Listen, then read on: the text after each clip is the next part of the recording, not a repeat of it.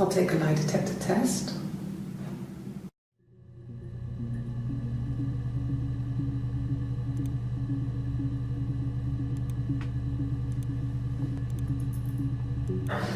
I've never taken a lie detector test before.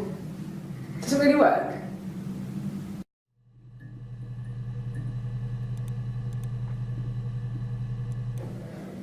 My name. That was the only question I failed. Your lie detector works.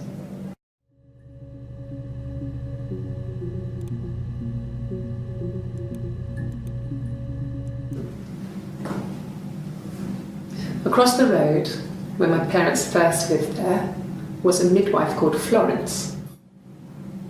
When Hannah was born, I was born at the same time. The midwife was there to help. I'd been throttled by the cord, probably wrapped around my neck by Hannah. The midwife told my mother I was dead. But I wasn't. She wrote all this stuff in a diary. Amazing what people will admit to on paper.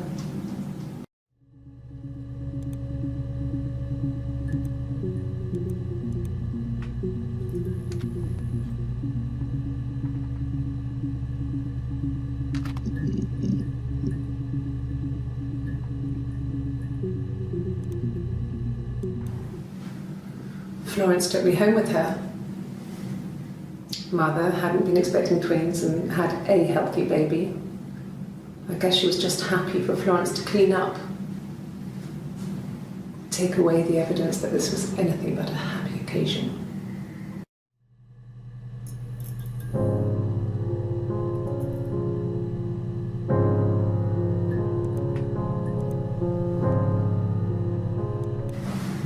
Florence raised me in her home. I never left it. She kept me out of sight. It wasn't odd for people to see a midwife with a baby, carrying in supplies, washing nappies, that sort of thing. I never knew any different. I grew up looking out of my window and seeing her across the road. I thought it was like a reflection in a mirror. She was me.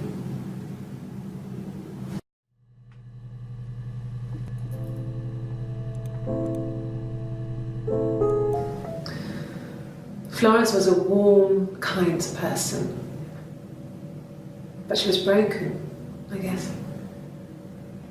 When I found her diary, I also found a biscuit tin with other stuff in it, older papers, letters, that kind of thing. Her story wasn't there. I never really spoke to her about it. I was far too young to really understand, I guess. I just put it together later, once I was older. She had loved children, planned to have a large family, but her husband died in the war. And that was back when you married for life. She never felt like she could marry again. Isn't that strange? She was a widow from her 20s. But, I mean, I guess it was different then. You know, you married for life and she felt she could never marry again. I guess it was harder, a war widow. One of the dead. I don't know, maybe there was more to it than that. I don't really know.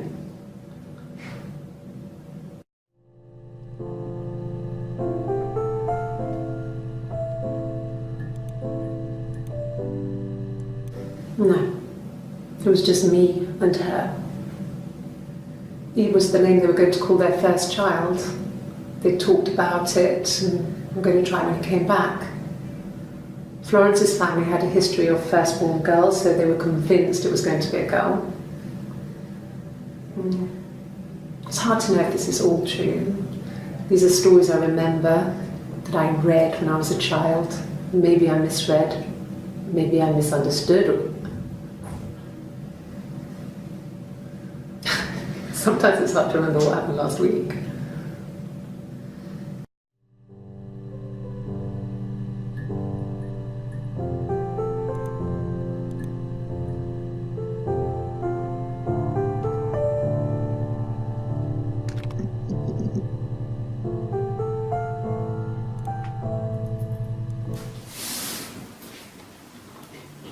crying, I guess. She's sad because she thought she saw her husband with another woman. But it's okay, because she finds out it wasn't her husband, it was his brother. And so it's fine.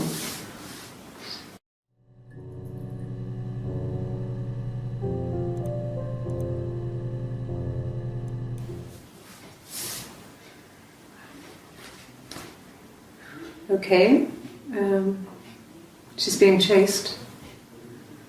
They're trying to catch her because she did something bad. I guess she broke the rules. Or maybe they think she did something bad. Maybe it wasn't her fault. She looks scared, not guilty. Maybe it was mistaken identity. Did they catch her there? I don't know.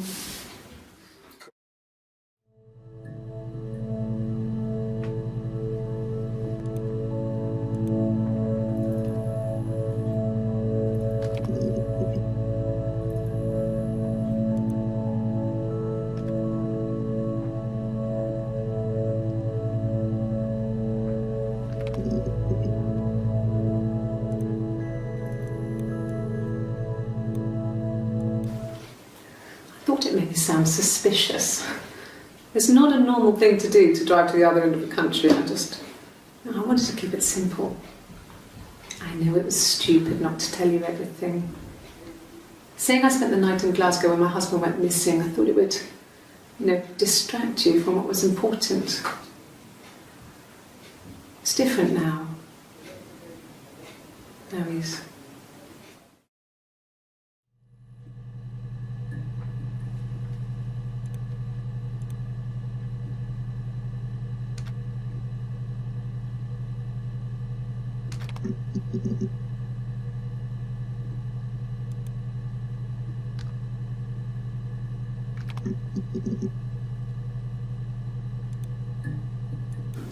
Yeah, when I was at school.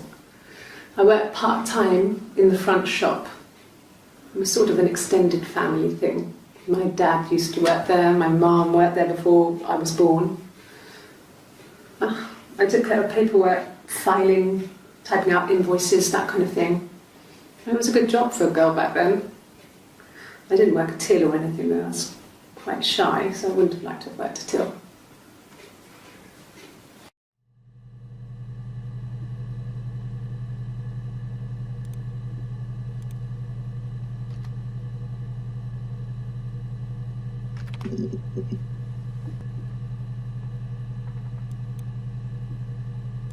A mobile phone?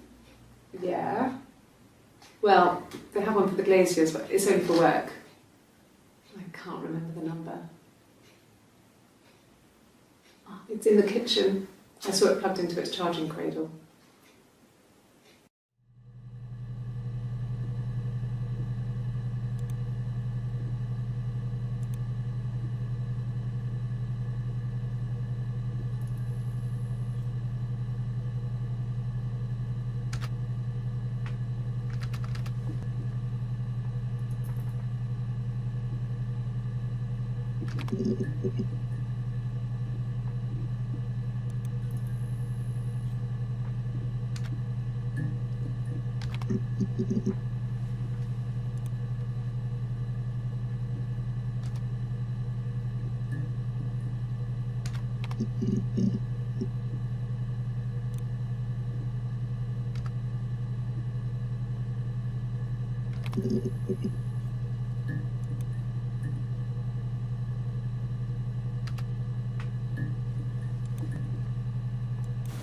You think it's murder?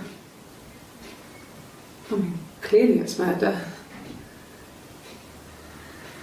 What can I do to help?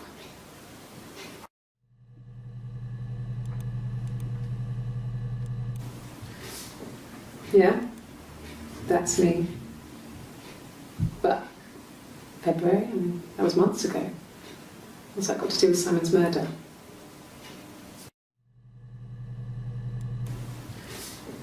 Yeah, That's me. But February, and that was months ago. What's that got to do with Simon's murder?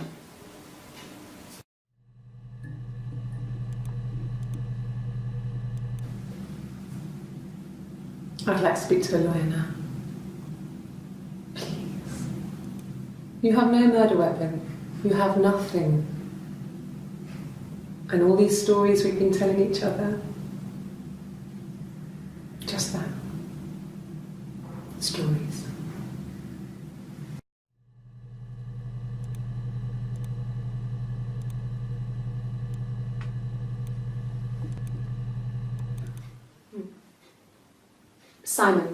Simon Smith. He works at Ernst Brothers Glass. They do windows, all kinds of glass.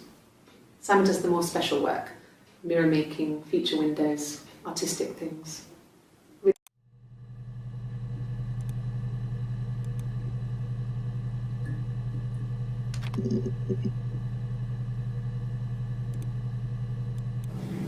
Yes, my name is Hannah Smith. Oh, shit. Sorry.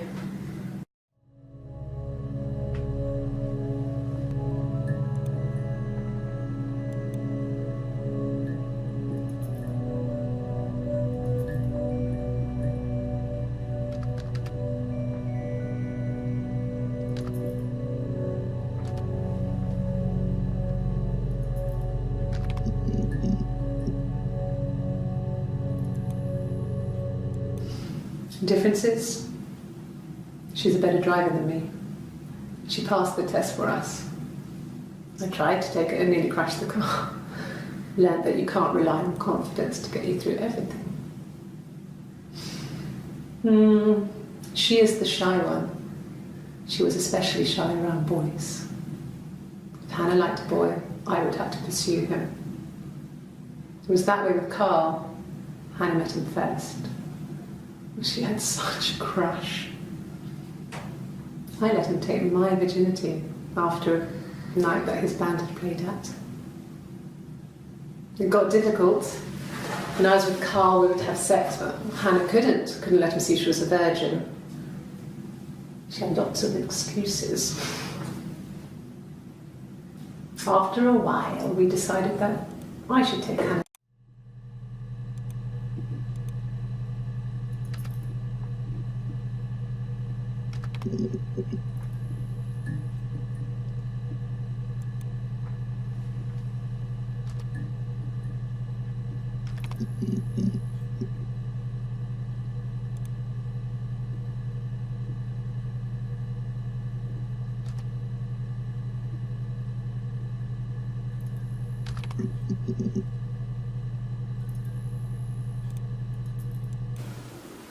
I did.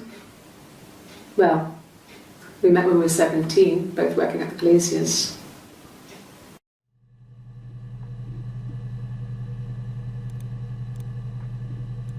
And the Glaziers. I worked there some weekends and Simon had a part-time job there too. That was Eric's generosity. He was always good at helping out other people's children. Simon was quiet, more thoughtful than the other boys. Even then, he had a sense of craftsmanship. Wasn't always rushing stuff. Boys that age are just running around like headless chickens most of the time. You know? Plus, he had that look. He looked like a fairy tale prince from one of my books.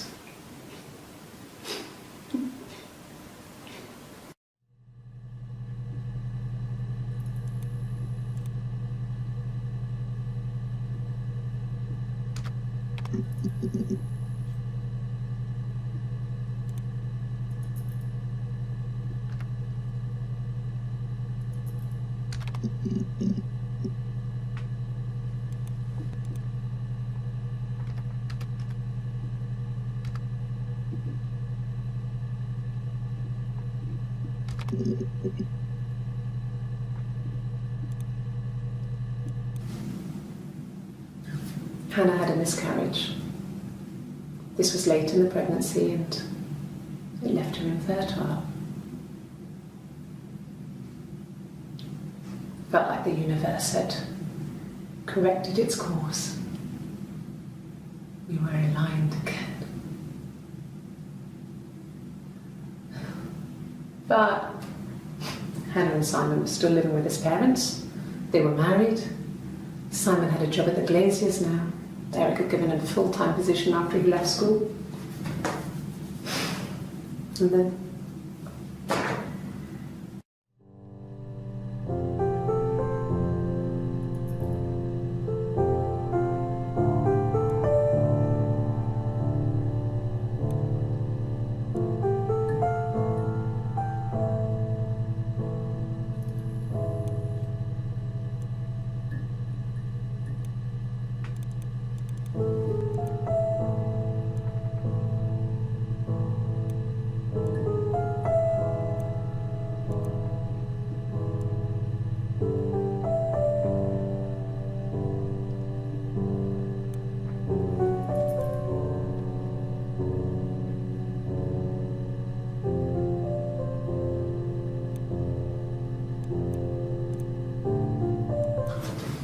the legal stuff was completed very quickly. Hannah moved back in with Simon. Eric gave Simon the week off to help with the move. He decorated, modernised wallpaper, curtains. Hannah insists the attic be left as it was, dollhouse and all. Simon never went up there.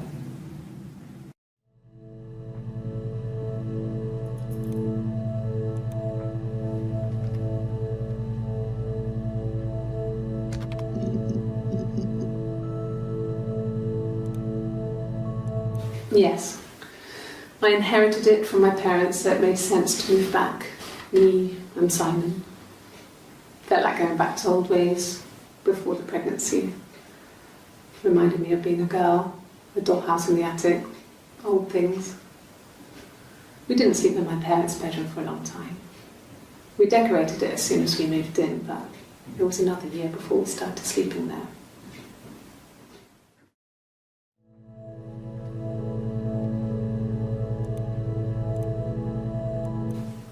Could the hairs have come from somewhere else? I mean, could they... We have a lot of dolls in the attic. There's a Rapunzel doll with long blonde hair. Could they have come from there?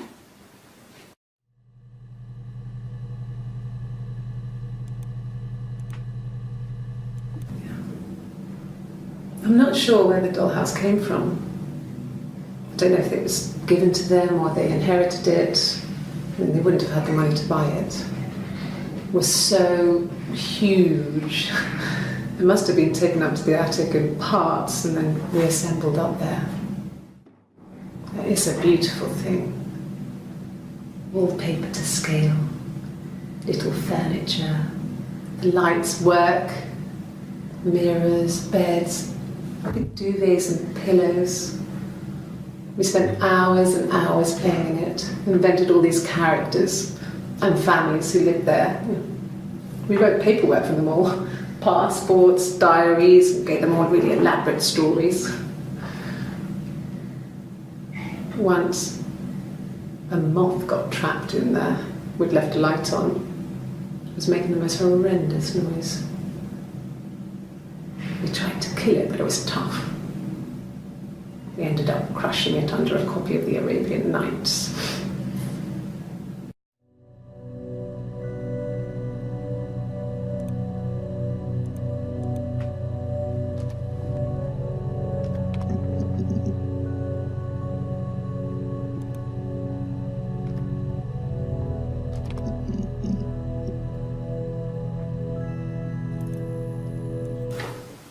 What kind of hairs?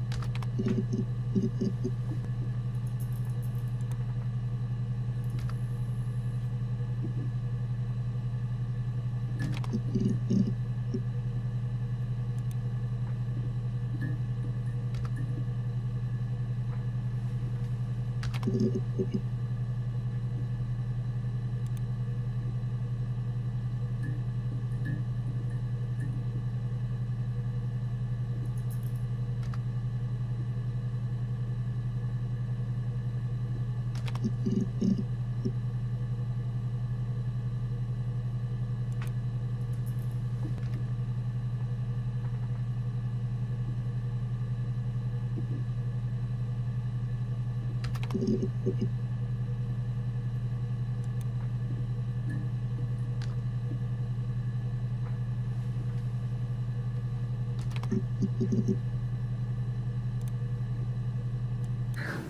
loved our cat, Domino.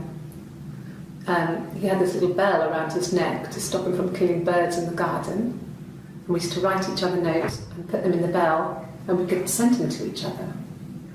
Mum found some of the notes once, and she thought I was just writing to myself because our handwriting was identical. And we had our own words for things, so she didn't quite understand them anyway.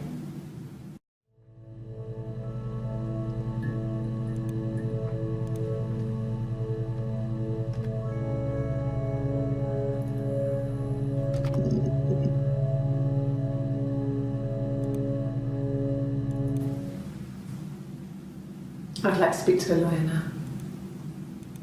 Please. You have no murder weapon. You have nothing. And all these stories we've been telling each other, just that. Stories.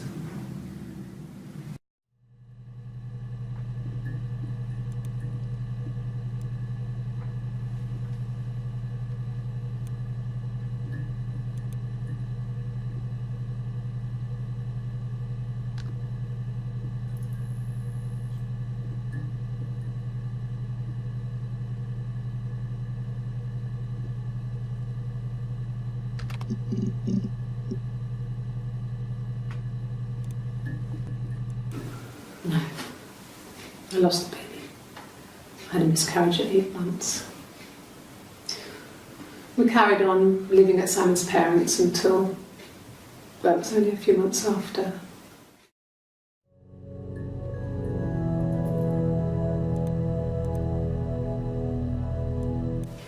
Then my parents died. It was the worst year of my life. The miscarriage and then my parents.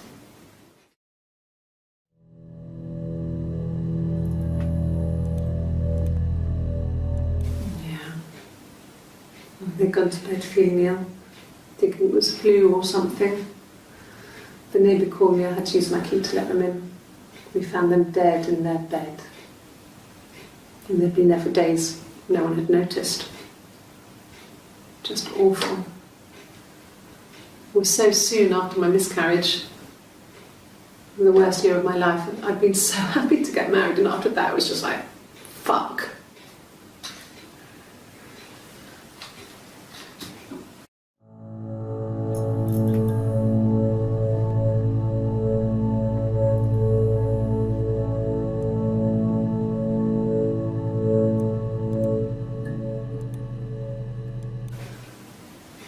Yeah.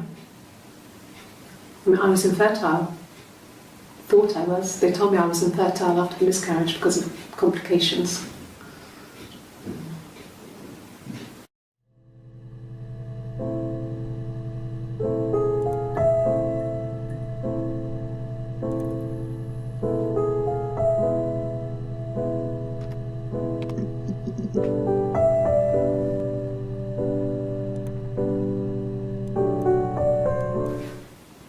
I got pregnant. Both our parents had a big powwow. We weren't even in the room. And they decided we should get married.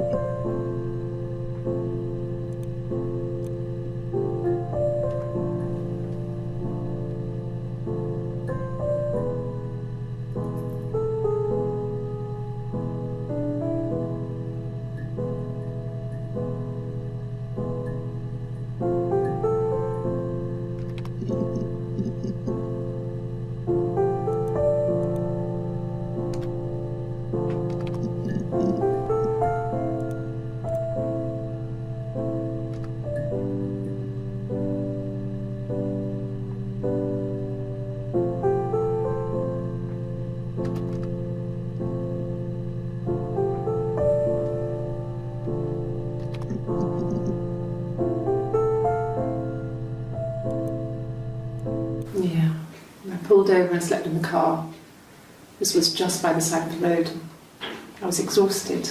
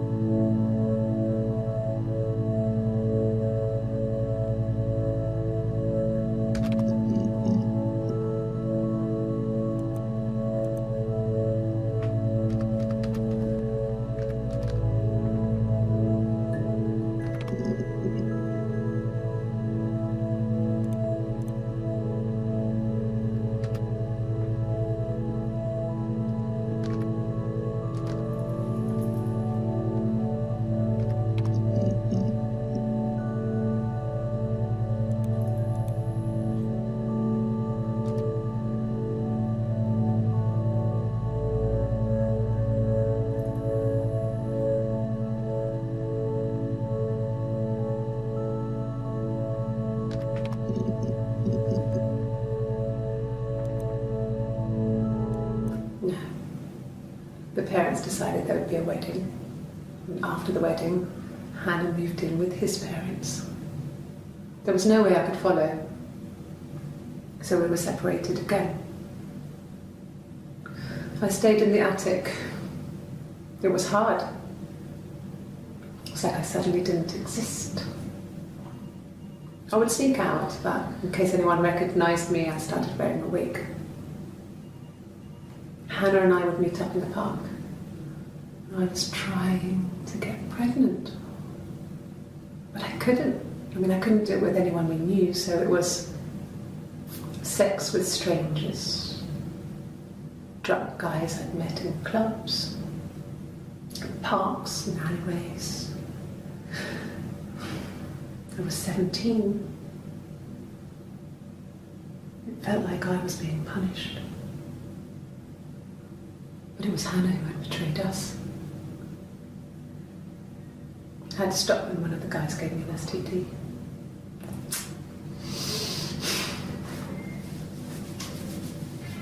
When we met up, it was disturbing. For the first time, my reflection, she didn't look like me. She was fatter, flushed. If anything, I was getting skinnier. I found it hard to look sometimes. We talked about what to do. Was it time to become our own people? That seemed like the right thing to do, but neither of us wanted it. We agreed that her and Simon would get their own place as soon as possible, and then I could move in. And that was the plan.